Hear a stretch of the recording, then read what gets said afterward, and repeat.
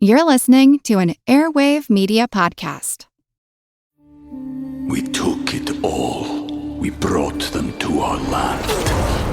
An endless night, ember hot and icy cold. The rage of the earth. We made this curse. Carved it in the blood on our backs. We did not see. We could not, but she did. And in the end, what will I become? Senua's Saga.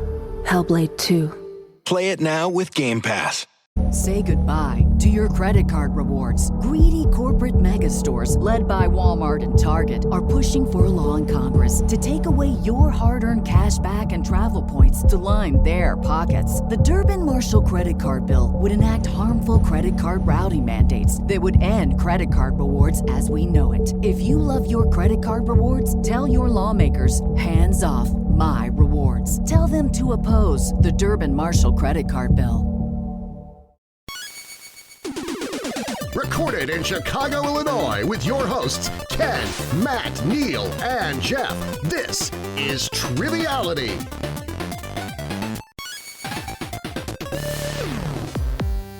Hello, and welcome to Triviality, the game where a lack of seriousness meets a little bit of knowledge. Hi, I'm Ken. Welcome to the show. It's a very special one. We got Jeff in the studio across from me. And that's it. We got Matt on the computer. I'm on the computer. And Neil's feeling a little under the weather. His voice is a little shot. He's got to stop. He went to a BTS concert, I believe, and was screaming all night long. So he lost his story voice. Checks out. Yep. Yep, that's definitely what happened. How you guys doing? Good. Oh, Happy great. To be here. Glad. Feeling ready for a game of trivia today? Think so. Yeah. Mm-hmm. That's watching a lot of Jeopardy. I'm ready to go. That's a good sign because we have. Is that because you get it in prime time where you're at now? Yeah, I love 8 p.m. Jeopardy. It's awesome. I wish the 3:30 Chicago nonsense. Yeah. Well, that's a great sign that you guys are ready for some trivia because guess what? We got to play some. Right. Let's start with our guest today. As we said, we're trying to bring in some classic Patreon supporters. Patreon Classic, as we call it. This first one is a Savage Superstar. He joined Patreon on February 6th, 2018. Very, very close to the beginning of our adventure here, and we can't thank him enough for that. Scott Barber, welcome back to the show. Hey, glad to be here. Thanks for the invite. I like classic rather than old. Yeah. I get a lot, so classic works a lot better. I like that. Yeah, nice to see you again as always. But can you remind the listeners a little bit about yourself? Sure. Yeah, Scott Barber out of West Virginia. Just a CPA. Work for the Treasury Department of the federal government. Boring accountant, as I like to say, and but an interesting man. Well, people say that, but I think it's like accounting level interesting. Like I say, I'm funny for an accountant and I'm interesting for an accountant, which the bar is pretty low. So expectations stay low with that kind of a career choice, I think. But at the office, you're in the top 95th percentile. Oh, yeah. I'm the wild man at the office for the accountants. Lampshade firmly on. Exactly right. Well, he saves his dinner till 6:30 p.m. Yeah. Oh, yeah. Right. Yeah, no blue plate here. Thank you very much. Well, wonderful to see you again as always. And before we play, we're going to need a host. And today, that is Savage Superstar, who joined fairly recently, a couple 2-3 years ago. That is Kylie Digges. Thank you so much for being here. Hey, thank you for having me. I'm excited. Yeah, can you tell us a little bit about yourself? Yeah, my name is Kylie Digges. I live in Mesa, Arizona, and I am a trivia writer. I run Brainwave Trivia, and if you are in the crop on Facebook, you see that I do the weekly picture puzzles that go in there. That's something that comes from Brainwave Trivia.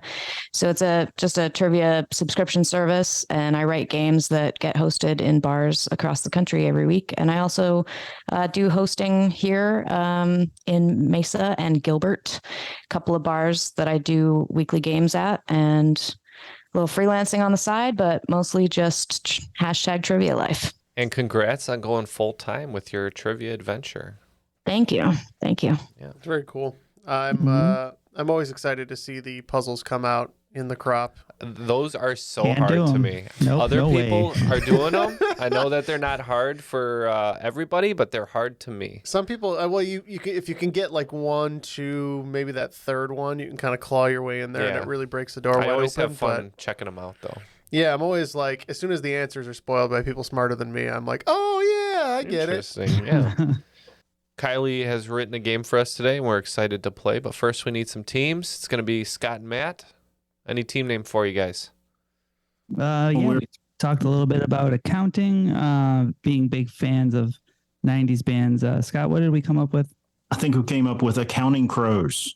Accounting That's Crows. Great name. And since me and Jeff are in the studio and we're a team, sticking with the 90s band theme, we'll be Hootie and the Brofish because we're bros. So those are the teams. Let's get the rules. The rules of the game are simple. 20 questions split into 2 rounds worth 10 points apiece. At halftime, there'll be a special swing round designed by this week's host. After regulation, players will enter the final round with the points that they've accumulated and will have a chance to wager 0 to 30 points on 5 categorized questions. At the end of the game, someone will be named the cream of the crop. The cream will rise to the top. Oh, yeah. Them's the rules. I think we're ready to play. So, Kylie, you want to take it away? You bet. So round number 1, question 1, your category is, well, he wasn't wrong. When George Clooney took the stage to accept his Oscar for Best Supporting Actor in 2006, he opened his speech by quipping, "All right, so I'm not winning director." Clooney was the first person to be nominated on the same night for directing and acting on 2 different films. For 5 points, what film was he nominated as Best Director? And another 5 points, what film did he win for acting? A bonus 5 if you can name the director he lost to later that night, fulfilling his prophecy. We're going to go ahead and lock in on this one. Not super sure, but we at least have a guess. So I'm pretty sure Syriana is what he won Best Supporting in. I'm not sure who directed that. I don't think he did. I know The Descendants came out around the same time. I'm not even sure if he directed that, but I think Descendants might have been the movie he directed that was nominated, maybe. Okay. And we're just going to guess Peter Jackson for Return of the King as the director he lost to. Okay. We put Up in the Air as maybe the acting one, Syriana as the one that he directed, and Scorsese as the director that he lost to. Okay, so a little bit of points here. The movie that he won for Best Supporting Actor was Syriana, so that'll be 5 points for Accounting Crows. The movie that he was nominated for Best Director but lost was the Edward R. Murrow movie Good Night and Good Luck. Oh. And that year was the year that Crash won Best Picture, but Best Director went to Ang Lee for Brokeback Mountain. Oh my God, that's right. Good reasoning, guys, though. Now, we were both great really job, close. Scott. But who did direct Crash? Just out of curiosity now. Paul Haggis, I think. Like I said, nobody that you need to know. You nailed that for sure. All right. Well, good job picking up a few points on that one. Let's get number All right. 2. Question 2. Category is A Little Monkey Business. A Japanese snow macaque named Darwin became an internet sensation in 2012 when he was spotted wearing a fabulous shearling coat, wandering around the parking lot and entrance of what major retailer? The source of his meme name. Oh, this showed up in my memories very, very recently, so we can lock in. I have Good. not It's seen all this. you, Matt. Do you? A Do you know monkey in a macaque monkey dressed up in a this? And nice a fancy coat. Burberry, the Burberry monkey.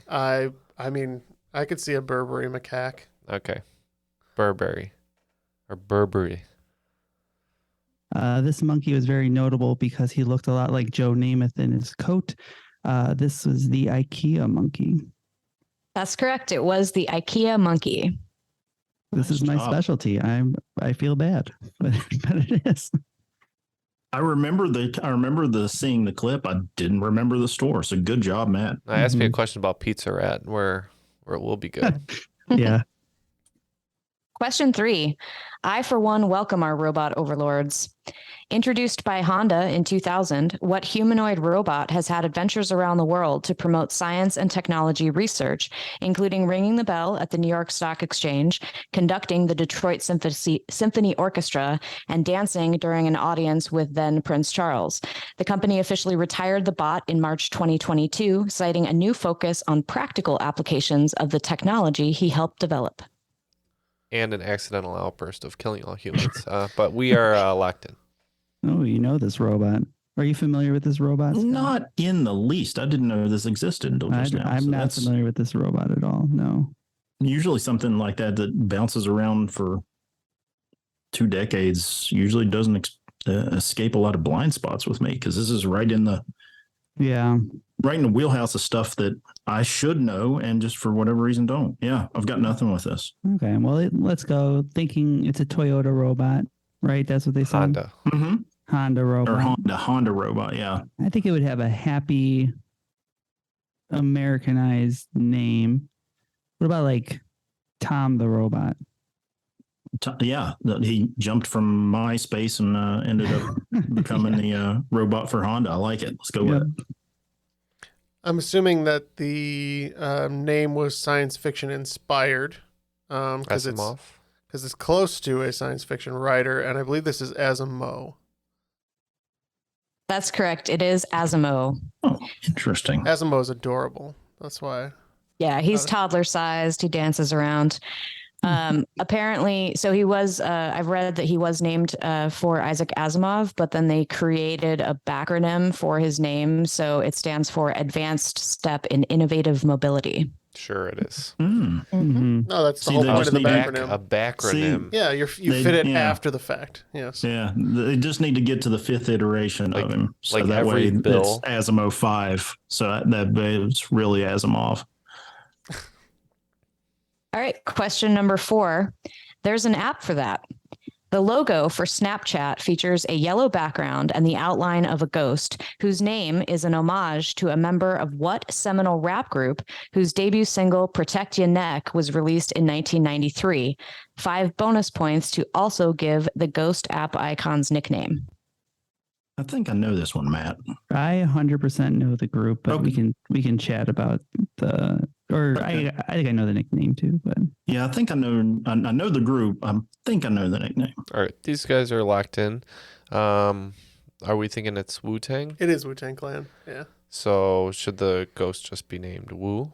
Well, Ghostface Killah was in Wu-Tang Clan. Right, but the ghost surely isn't named Ghostface Killah. He could be, or the RZA, or Old Dirty Bastard. I mean, these are all great ghost names. Say Wu the Ghost. Okay. No. Sure. All right. Yeah, we definitely know that it's Wu-Tang, and I was leaning towards Ghostface. What about you? I think it's Ghostface Killah. Isn't it Ghostface Killah? That sounds amazing if it is. So that's what we're gonna lock in with. Okay. All right, so he was named in honor of Wu-Tang Clan, 10 points for both teams, and the icon's nickname is Ghostface Killah. Wow. So 15 for them. Nice. All right. Nice. Cool. Getting those meme points. All right, let's get one more question, then we'll find out how badly we're getting beat by. Category 5, I'm going to have an art attack. Jeff Koons holds the record for the most expensive sculpture by a living artist sold at auction, $91.1 million in 2019, for his 1986 stainless steel piece that is named for and resembles an abstract version of what animal? Have you heard of this one, Jeff? You sounded like you had. Yeah, I dabble in the luxury art markets. Believe it. Meaning you look at stuff online? Yes. Well, I'm fascinated by, its ways of money laundering and maybe you'd like to buy one of my paintings, one of my child's paintings. No. Unless not my child's paintings, but like my childlike paintings. Do you accept Bitcoin? Well, I'll Gary take Vee Bitcoin. made millions off it, just so you know. Same thing. We'll lock in. All right, so they are locked in. How much do you know about high-end sculpting art? Not a lot, especially with currently living artists. Yeah. If it was some of the classic ones, the famous ones and the ones that are, high-end paintings that were sold. It seems like art questions always hit me that one layer past where I'm really decent at. So, well, I'll tell you this. Initially, for some reason, giraffe hit me in the face, and I don't know why, but I think that a giraffe sculpture would be very fun, and you can make it very abstract. I like it. Let's go with it. Yeah, I'm definitely thinking of another artwork, but we said shark. So no points on this one. It is a rabbit. Yeah. Stainless steel rabbit. Are you thinking about the shark? Are you thinking about the shark that's enclosed in Yeah. In I formaldehyde by the one in formaldehyde. That's right. I'm trying to remember. Yeah. Can't remember who did it either. Again, one layer past where I'm good at. Well, let's get the scores really quick, and then Jeff will pull up that artist that he's thinking of. We just yanked in 20 points on this one. How about you guys? And we are at 30 points. All right, so not as bad of a beating as I expected, just thanks to those bonus points for you. All right, let's get number 6. Question 6, category In the Swim of Things. What flamboyant U.S. swimming bro found himself in a mess of controversy during the 2016 Summer Olympics in Rio de Janeiro, Brazil, when he falsely claimed he had been held at gunpoint and robbed by men wearing police badges? Turns out he drunkenly vandalized a gas station and had an altercation with some security guards, for which he later apologized. Definitely not a situation to make you say, yeah. We are in. Did you find that artist? That was Damien Hirst. Was the one I was thinking. That's right. It is Damien Hirst. And we're locked in. Was this Ryan Lochte? That's what I have written down. Was Ryan Lochte? Yeah. It wasn't Phelps. Phelps just ate a lot. So I'm pretty sure it was Ryan Lochte. Yeah. Okay. We can lock in. I'm pretty confident about that. Lock in with Ryan Lochte. That's why I said we're in and not locked in. Yeah, we said Ryan Lochte. Ryan Lochte is correct. Points for both teams. He has a very punchable face. Oh. He does have a punchable face, right? Evidently, and very punchable. All right, question 7. Give my regards to Broadway. Billy Porter won a Tony in 2013 for his role as Lola in Kinky Boots, a musical with a book by Harvey Fierstein and music and lyrics by Cyndi Lauper. The show was based on a 2005 film of the same name that starred what actor as Lola? This man earned his first Oscar nomination playing Solomon Northup the year after Porter took home his Tony. All right, a lot of this question sounds like super familiar, especially the name Solomon Northup, and I just can't seem to place it. So we're going to lock in with a guess. I'm not feeling very confident, though. Yep, we are also in the same boat. Scott, you had some frame of reference. You said it's the guy from 12 Years a Slave. I think it's the main character from 12 Years a Slave movie I haven't seen. And for lack of not being able to pull the right answer, we just guessed Chadwick Boseman. We're going to go with Hugh Jackman just because we know he's a musical actor. So you were very close to it, Counting Crows. Solomon Northup is the protagonist of 12 Years a Slave, and that actor was Chiwetel Ejiofor. That was it. That's it. He played Lola in Kinky Boots, the movie. Oh, I had no idea. All right, question 8. Category is You Are What You Eat. For people eating a vegan diet, a good substitute for egg whites in cooking and baking is the viscous liquid found in cans of legumes like chickpeas, which has what name, derived from the Latin for bean and water? Okay, resident vegan, I'm going to let you... I've never put bean juice in anything, so... 1 cup of bean juice, please. We're going to take le from legume and... Mame qua, from Japanese for bean. And qua from aqua. And it's called liqua. LaCroix? I believe that's how you pronounce LaCroix incorrectly. Yeah, I got a 6-pack in my fridge right now. Scott, what do you know about bean water? Not a lot. Not a lot at all. Don't know the first thing about bean water other than I do not want to eat it. Yeah. That's the first thing I know about bean water. I don't know. I crack open that can of black drink beans. It straight. Yep. Yeah. Sweet bean water. All right. Yeah. So tap. Breakfast of champions. Yeah. Yeah. Sounds like a double tap. Yeah. All right. So this viscous liquid is called aquafaba. Oh, I have heard of that. I just never put it together that's what that was. All right. Question number 9. Fake it till you make it. Pronounced zygomatic arches have long been a standard of human beauty, and you can watch endless hours of YouTube beauty tutorials to help you fake them if you weren't born with them. What are they better known as? Yeah, I think we're locked in. Oh.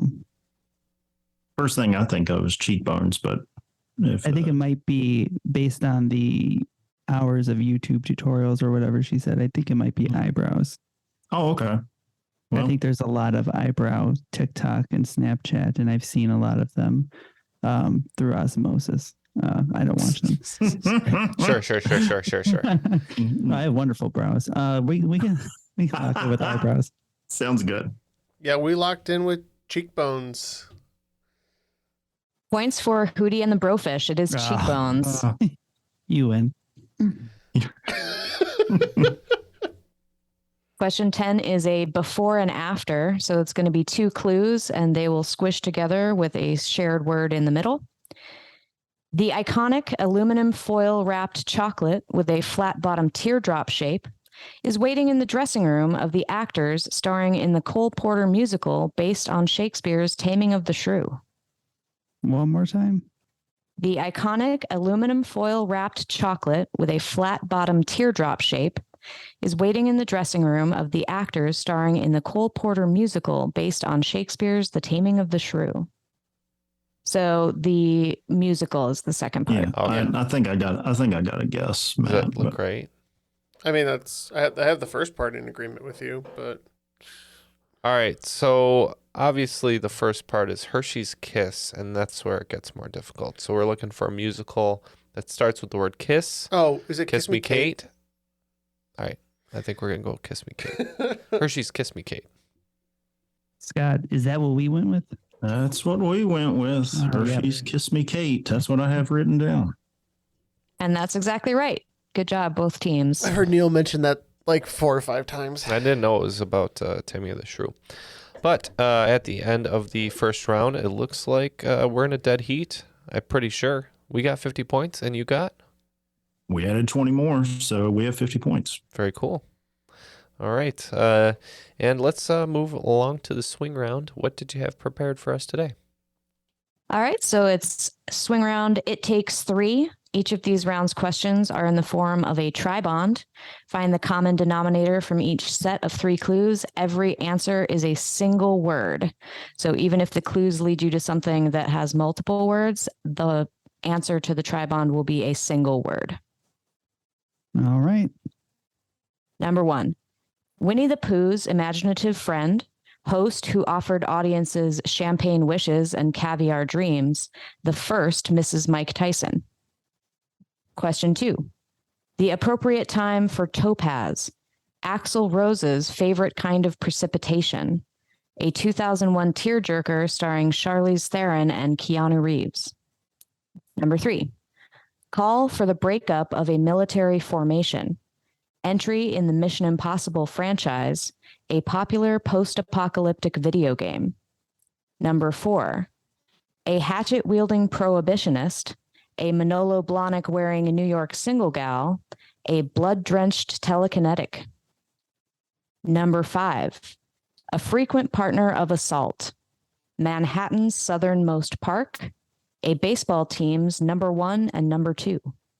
Number 6, a long, generally piled high sandwich, Shakespeare ingenue who fakes her death, early Mariah Carey ballad. Number 7, what Wendy Darling mends for Peter Pan, Dodge model produced from 1987 to 1994, the guy who knows what evil lurks in the hearts of men. Number 8, famed portrait by Dutch artist Vermeer, Jack Sparrow's first desire, Funny or Die foul-mouthed toddler. Number 9, pink animated character voiced by Anna Kendrick, presidential patriarch's family nickname, one of the ingredients in an everything bagel. Number 10, Crazy Town's one-hit wonder, 1/4 of the individual medley opener of the Reading Rainbow theme song? I was going to say you could have just stopped right after Crazy Town. But we'll be thinking about these answers, and we'll be right back. We took it all. We brought them to our land. An endless night, ember hot and icy cold. The rage of the earth. We made this curse. Carved it in the blood on our backs. We did not see. We could not, but she did. And in the end, What will I become? Senua's Saga. Hellblade 2. Play it now with Game Pass. Say goodbye to your credit card rewards. Greedy corporate mega stores, led by Walmart and Target, are pushing for a law in Congress to take away your hard-earned cash back and travel points to line their pockets. The Durbin-Marshall credit card bill would enact harmful credit card routing mandates that would end credit card rewards as we know it. If you love your credit card rewards, tell your lawmakers, hands off my rewards. Tell them to oppose the Durbin-Marshall credit card bill. Okay, we are back from our short break, and I just want to remind everybody, hey, we do get a lot of our funding from Patreon, including these lovely people who are our guests today on the show. Jeff, can you tell the folks a little bit about our Patreon? So thank you very much, Ken. Yeah, we are seeing excellent stuff from our patrons the last couple months in particular. We really are appreciative of all the support we get there. So Patreon is a voluntary subscription service where for as little as $1 a month, you can get things like Ad Absolution. What's that? Well, you don't have to feel bad about the fact that you're not listening to our ads anymore. So you can get ad-free episodes, every single episode on Patreon, sometimes early, depending on what the production schedule looks like. And there's so many more great perks there. But if you are interested in helping us support the show directly, like Kylie and Scott are, we would really appreciate it. So thank you very much. Thank you so much. And it does help us individually as well as carrying the show forward. Let's get our questions one more time, and we'll give our answers. Number 1, Winnie the Pooh's imaginative friend, host who offered audiences champagne wishes and caviar dreams, the first Mrs. Mike Tyson. We took it from Christopher Robin and just had to assume that the other ones were Robin something, so we went with Robin and not Christopher. Yeah, the other two are Robin Leash and Robin Givens. So we also went with Robin. Both teams are correct. It is Christopher Robin, Robin Leach from Lifestyles of the Rich and Famous, and Robin Givens. Number 2, the appropriate time for Topaz, Axl Rose's favorite kind of precipitation, a 2001 tearjerker starring Charlize Theron and Keanu Reeves. We're going November, our current month. Yeah, November Rain was the giveaway there. We said November. Exactly right. November is correct. Topaz is the birthstone for November, and the movie with Charlize Theron and Keanu Reeves was Sweet November. Mm-hmm. Number 3, call for the breakup of a military formation, entry in the Mission Impossible franchise, a popular post-apocalyptic video game. Fallout. Yeah, we also went Fallout. We went back and forth on this, and then I finally was just like, oh, well, there was a Mission Impossible movie called Fallout. And so I said that, I was like, yeah, that's it. That's kind of the game franchise Fallout, yeah. Fallout is correct.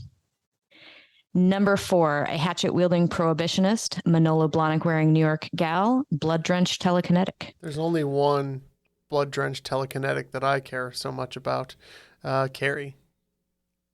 Yeah, Carrie Bradshaw. We said Carrie. Exactly right. And the first one was Carrie Nation, the prohibitionist, Carrie Nation. Number 5, a frequent partner of assault, Manhattan's southernmost park, a baseball team's number 1 and number 2. We're going with Battery. Yeah, I used to work for Department of Corrections, and one of the things that I was gifted from some of my fellow employees was a little salt and pepper shaker, and one of them was a salt, and the other one was a battery. So the pepper was the battery. Yeah, so we also went with Battery. Points for both teams. Assault and Battery, of course, the crime, Battery Park, and a pitcher-catcher duo is often referred to as a battery. I didn't know that. I bet you Matt Numbers. I sure did. Number 6, a long, generally piled high sandwich, Shakespeare ingenue who fakes her death, and Mariah Carey ballad. Ken knew this one pretty quick, which makes him my hero baby. So yeah. Mm-hmm. Yeah, if you were holding out for a hero, you don't have to wait too long. We also said hero. That's correct. A hero sandwich, a hero from Much Ado About Nothing, and the song Hero. Number 7, What Wendy Darling Mends for Peter Pan, Dodge model produced from 87 to 94, guy who knows what evil lurks in the hearts of men. Going with Shadow. We also went with Shadow. You're both right. I had a Dodge Shadow for a while. It was a nice little car. Number 8, famed portrait by Dutch artist Vermeer, Jack Sparrow's first desire, funny or die foul-mouthed toddler. Yeah, shame we're not talking about Mia Goth right now and her marvelous portrayal in that new horror movie, but we went with Pearl. Yeah, she wouldn't give Will Ferrell a break on his rent. I believe that was Pearl. It was Pearl, the portrait girl with a pearl earring, and Jack Sparrow, of course, is after the Black Pearl. Number 9, pink animated character voiced by Anna Kendrick, presidential patriarch's family nickname, one of the ingredients in an everything bagel. I want to be honest, I only thought about the everything bagel and took the only ingredient that would be a good name or a nickname, and we went with Poppy. We also had trouble with this one, but also landed on Poppy. Points for both teams. Anna Kendrick played Poppy in Trolls. Poppy was the nickname of George H.W. Bush, and poppy seeds are part of an everything bagel. Number 10, Crazy Town's One Hit Wonder, 1/4 of the individual medley opener of the Reading Rainbow theme song. Butterfly. I just realized that was like a swimming thing for the second one, but yeah, we said butterfly. We just tuned it out after Crazy Town. Once you hear Crazy Town, you don't need much else, right? Yeah. It is Butterfly, sorry. And that brings each of our scores to a cool hundo because we aced that round. Crushing it. All right, let's move on to round 2. Round 2, question 1. The category is, when did that happen? So I'm going to give you 3 clues to events from the same year. If you guess the exact year they are all from, you get 10 points. 5 points if you're within 2 years either way. Playing for the Philadelphia Warriors, Wilt Chamberlain scores 100 points in a single game against the New York Knicks. Marilyn Monroe is found dead at her Brentwood home at age 36. The Jetsons premieres on ABC. All right, so these guys are locked in. Jeff, I just watched that Blonde movie. Right. And then I was reading some stuff about Marilyn Monroe, so I think it's early 60s. I think you're right. I was thinking late 50s, but that's, I think, when Wilt Chamberlain started playing. Or when he had like college records. I would be comfortable with 63, maybe. Well, she sang "Happy Birthday, Mr. President," right? So Kennedy was inaugurated in 60, so it has to be, or 61. So it has to be in this early. Let's say the early 60s. And that was kind of her downfall around she that was, time. So. I would say, I'm putting her born 29 makes sense. I like 64 as an answer. We'll go 64. That is some amazing reasoning from Jeff with the John F. Kennedy logic there. But I'm 99% sure this is 1962. I've seen Wilt Chamberlain hold up that 100 with the date underneath it a million times. Do you think the same thing, Scott? I had it between 62 and 63. So if you've got Thunder 62, we can go with that. Yep. Locking in 1962. And the correct answer is 1962. Nice. Can't beat that. Well, we'll take our 5 points on that one. All right. Question number 2 is one hell of a dame. What late dame of the British Empire made her name as Emma Peel on the 60s British TV show The Avengers and was still killing the TV game and Prince Joffrey 5 decades later as Queen of Thorns Olenna Tyrell on Game of Thrones? Give me a sec. Yeah. Not a single clue on this side for me. Matt, I got a guess on this, but I don't know if you've got Thunder on it or not. Okay, Jeff has remembered the name. We were struggling for a second, but we're good to go. And I verified that that's correct. All right, so they're all locked in. You said you had a guess. What were you thinking, Scott? I was thinking Vanessa Redgrave, but I could be wrong. Oh, that's a strong name. It's a name I've heard of. So those are 2 things that I like. I think we can lock in with that then if you got nothing else. I don't have much else, but it's another one. It's kind of like the previous actor guess where I think I'm in the right ballpark, but I'm not quite dead on with it. So all right. Well, either way, we're going to lock in with Vanessa Redgrave. Okay, so that's a good guess. I mean, Vanessa Redgrave, definitely a talented actress in her own right, talented acting family. Pretty sure Oh, I don't. Ken, this is so tough. Diana Rigg. I think it's Diana Rigg. Yeah. All right, points for one team. The correct answer is Diana Rigg. Good job. I just wanted to keep saying Riggs, Murtaugh. Yeah. He wrote down Riggs. I was like, I think it's Rigg. I'm not gonna lie. She was a Bond girl when she was younger. She was in the who's the first the Dr. Sean No? Connery. Dr. No. So she was like one of the first 2 or 3 movies. Okay. Quite fetching when she was young. That's how I remember. Cut that out. All right, category 3 is horsing around. Inspired by the personal emblem of World War I fighter pilot Francesco Baracca, which he painted on his airplanes for luck, what automobile manufacturer's logo is a prancing horse called the Cavallino Rampante? So they're probably guessing Kia. I'm not. No, that's the Nine Inch Nails logo now. Oh, that's right. So my first thought was Ferrari. Do they have a horse? That's what I wrote down was Ferrari. I was going back and forth between that and Lamborghini, but Lamborghini's a bull, I believe. Yeah, and it sounds Italian. So I know it's the horse on the on the back two. It seems like it's legs. prancing. I don't know. Yeah. I've never investigated too much because Never been that close to a Ferrari.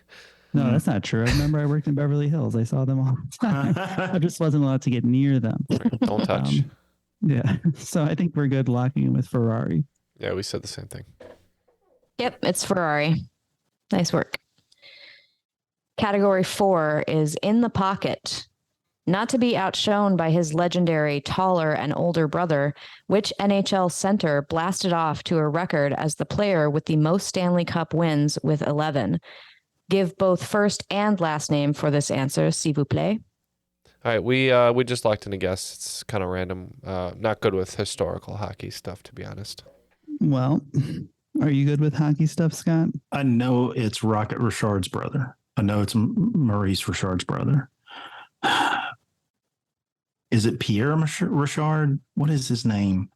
He was also on the Canadians, right? When they were winning all those cups. Yeah, they're both on Canadians. I think he also hopped over maybe to the Leafs for a time and won some more cups, but I can't remember exactly. It's funny, as soon as they said that, I was like, yep, I know who it is.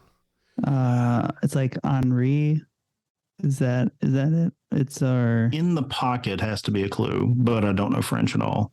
So I'm guessing whatever pocket has to be. Pocket rocket. Of course. I'm pretty sure. We can go Henri if you want, yeah. Yeah. I think I don't know if that's exactly it, but I think it sounds. That sounds right. It sounds good. Yeah. All so right. we can we'll lock in with Henri Richard. Jeff thinks that's correct now that he's heard it, but we just locked in with a Savard.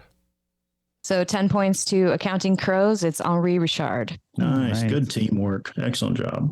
He was the younger brother of Maurice Richard, who was known as the Rocket, and Henri was only 5'7", so he was nicknamed the Pocket Rocket. Oh, wow. That's hilarious. That's one of my favorite facts from sports ever. Definitely my favorite fact from today. I'm going to carry that one with me. Category 5 is Crimea River. An important agricultural region of Vietnam is created by a vast network of tributaries of what river that also flows through China, Myanmar, Thailand, Laos, and Cambodia? We're going to go with Jeff's guess because he's the geography man. So we're locked in. Matt, what you got? Oh, I got a big pile of nothing. Only thing I know is the Yellow River, and I don't know if it's even close to being right, but that's the guess I have. It's a river in the region, and that's the best we have. So I know it's a big one, so yeah, let's hope for the best. Let's go with that. Let's go with that. Jeff named a river I've never heard of. Yeah, I think it's the Mekong. Points to Hootie and the Brofish. It is the Mekong. Good for you. And the agricultural region that it creates is the very lush and fruitful Mekong Delta. Yep. All right. We quickly lost the lead, then regained it, and then lost it again, and then regained it. So we're at 135. The other team, 130. All right. Question 6. You better work. What alliteratively named model publicly supported Democrat Joe Biden in the 2020 U.S. presidential election, despite her family connections to Republican incumbent Donald Trump via her husband, Joshua Kushner, the brother of Ivanka Trump's husband, Jared? Oh, we can lock in. The only alliterative model I can think of is Cindy Crawford. Yeah, that's the one that's stuck in my head that I can't get out, but it can be Cindy Crawford. So I don't know. She could pull 20 years or younger.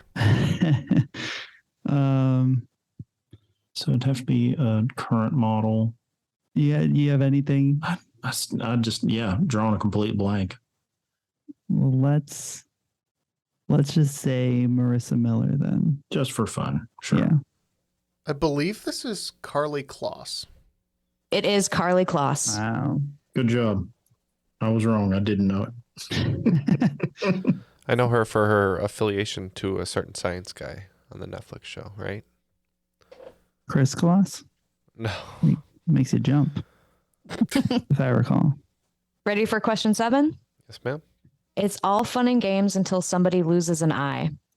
Thanks to a mention on Last Week Tonight with John Oliver and the shutdown of sports due to the pandemic, Dutch brothers Jill and Dion Baker saw their YouTube subscribers double to more than 1.3 million in 2020.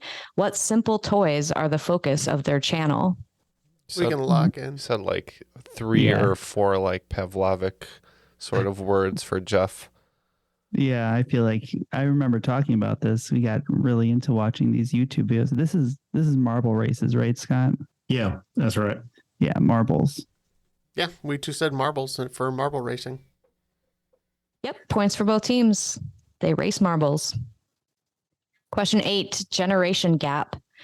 The popular Get a Mac series of Apple ads of the late 2000s featured a young, cool actor playing the hip Mac and an older, square actor in a rumpled suit playing stodgy PC. 5 points for each actor you name. We're locked in. Yeah. Well, you know both. Oh, yeah. I know both. Wow. Okay. Justin Long is the obvious. He is the Mac, right? Who is the PC? Who is... You know what's funny is the PC came to me first. Who is the PC? I like how we both knew both of them.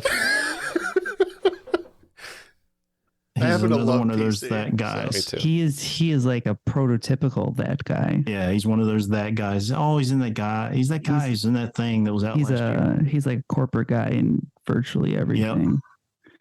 Yep. Shoot. I don't know his name.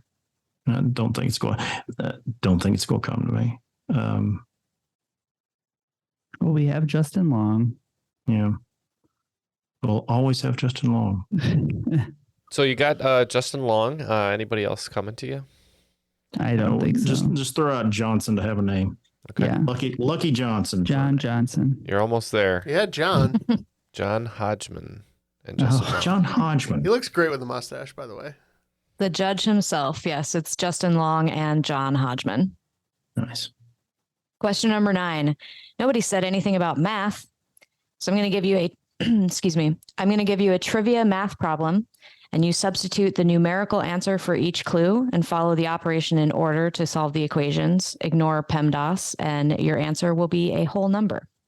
The year Ronald Reagan was first elected president, minus the year the United States entered World War II, divided by the number of the constitutional amendment that restricts the quartering of soldiers in citizens' homes. So, I believe, is Reagan 84? No, Reagan was 80. Voted in 80, took office in January of 81. So we'll say 80. Well, I think to get the math right, it's got to be 81, and then U.S. entered World War II. Well, it was World War II, right? Yeah. Is that 41? That was in 41, so that's 81 minus 41 is 40. Yeah, but I think that the amendment is Amendment 3. Is it the Third Amendment? Okay. Well, in that case, that makes more sense. I thought it was. You're right. It is the Third Amendment. That's right. Okay. In that case, that does make it work. So 39 divided by 3. So we have 39 divided by 3 to get you 13. 13 we're going with. Jeff? Yep, 100%. We said 1980 minus 1941 is 39 divided by 3, 13. A+ on your math quiz. Points for both teams. It's 13. The fact that it has to be a whole number very much helps, because then you can kind of be like, was it this year? Okay, we got it. Question number 10, laying down tracks. Running on Empty by Jackson Browne, It Keeps You Runnin' by the Doobie Brothers, Go Your Own Way by Fleetwood Mac, On the Road Again by Willie Nelson, and Against the Wind by Bob Seger make up the soundtrack to a famous montage in what 1994 film? We can lock in on that. I've never seen the movie, but that's got to be Forrest Gump. It's during one montage? Yeah. Yeah, I guess you're right. Probably the running scene. Yeah. I can't believe they put all those songs in that one scene.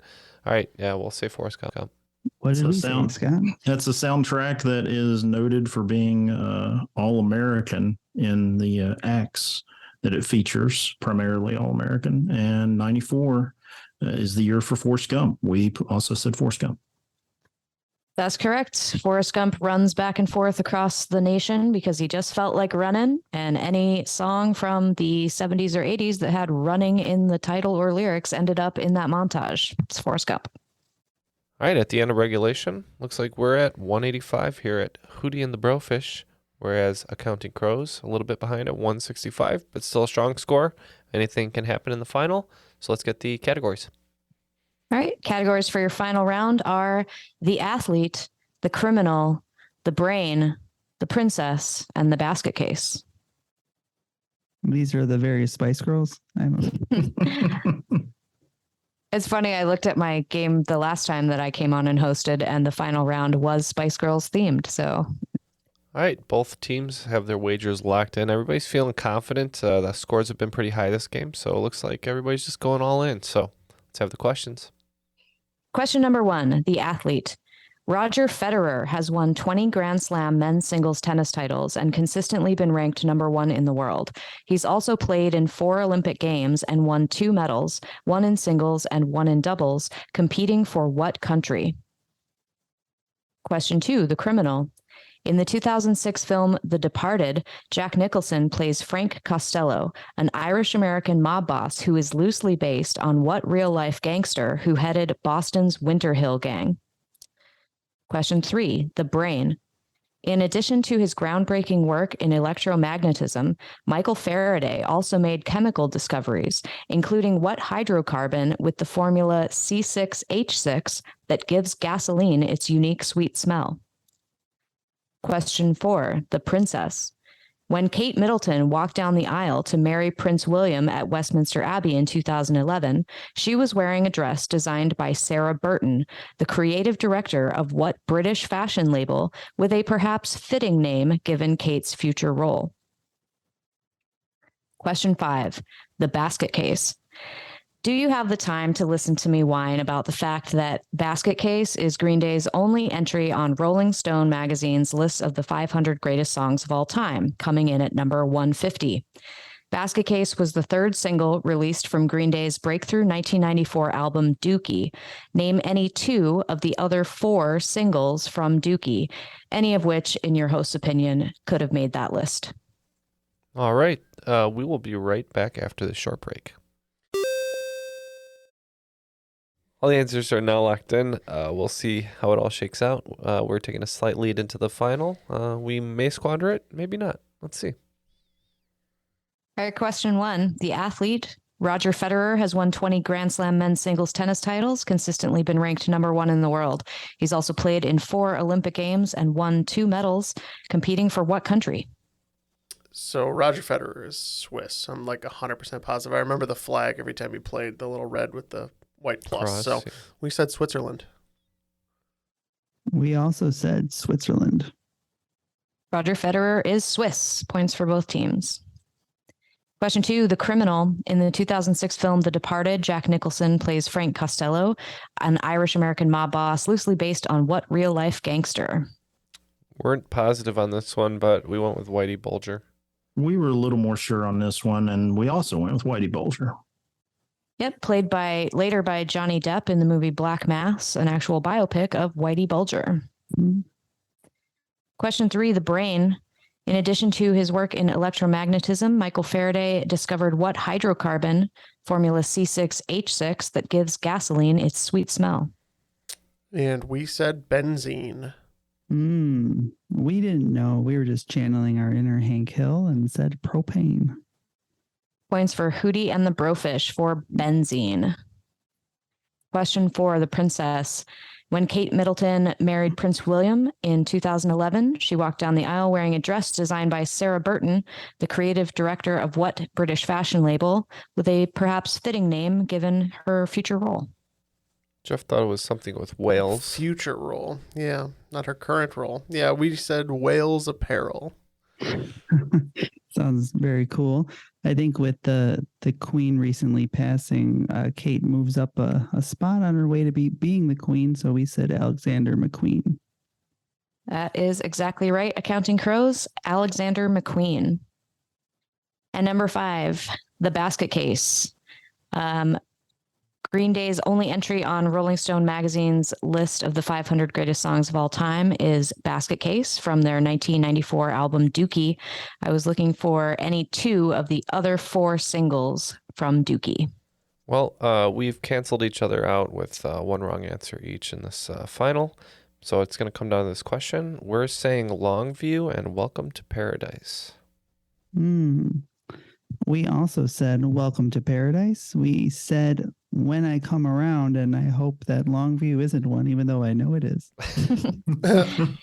Yes, the 4 singles from the 4 other singles were Longview, When I Come Around, Welcome to Paradise, and the radio-only single She.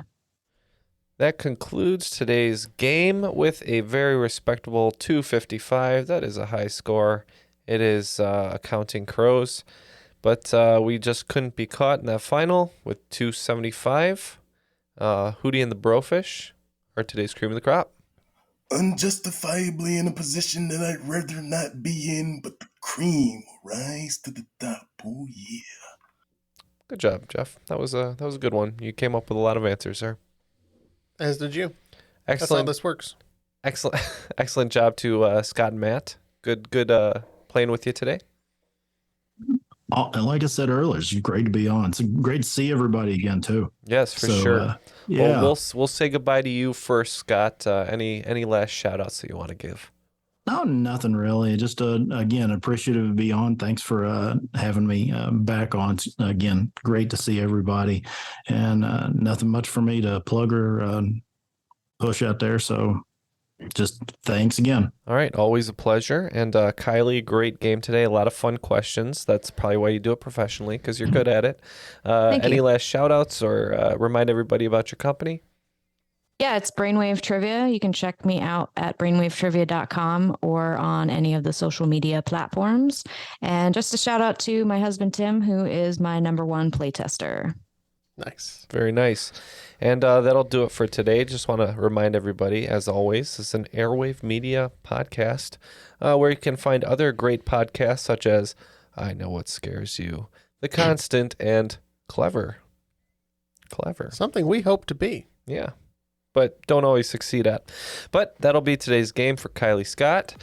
Neil, wherever he may be, my good friend on the computer screen, Matt, my good friend sitting across from me, Jeff, and I'm Ken, and that was Triviality.